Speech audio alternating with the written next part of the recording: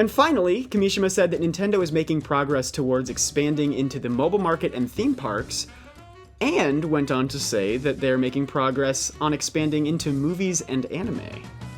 Honestly, kind of hope they don't put too many eggs in the anime basket. I've talked about this. I'm with you there, but I think they should put some in.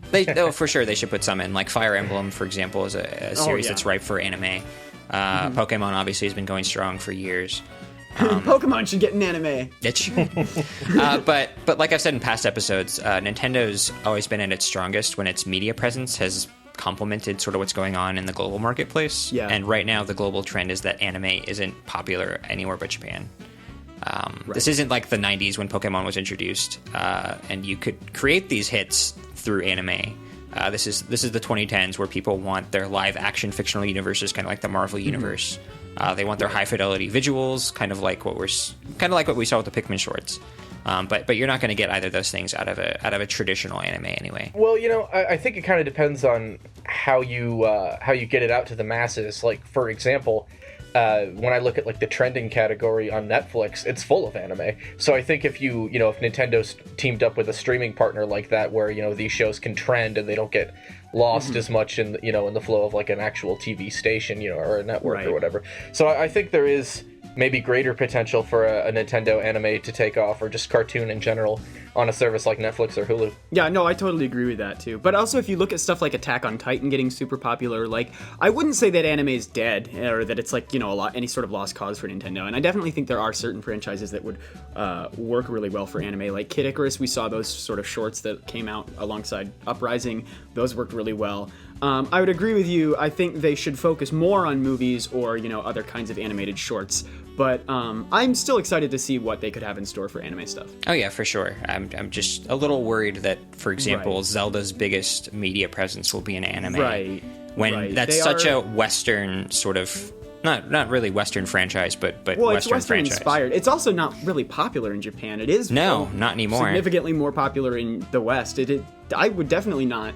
I wouldn't hesitate to call it a Western franchise. Yeah. We've drawn comparisons before between Nintendo's rich characters and the Marvel universe and how they should take a similar strategy. And, I think this is along the same lines where they should, do some big movies and things like that. And then for, shows for maybe smaller budget things or, less things of a smaller scale, you could release as, an online only thing or a Netflix only thing.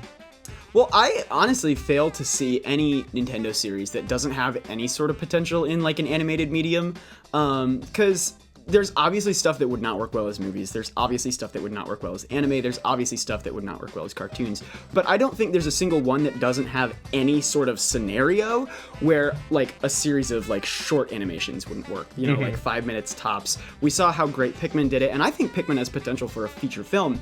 But stuff like Donkey Kong Country, I don't know that you could really make a movie out of stories like those. But you could totally make 5-minute animations out of the stuff like Donkey Kong's birthday party from the beginning of Tropical Freeze. Or if you're in the 90s, you could make a TV show.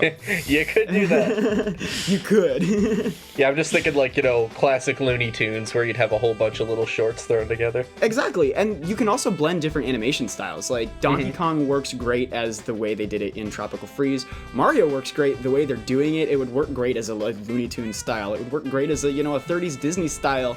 It would work great as anything, really.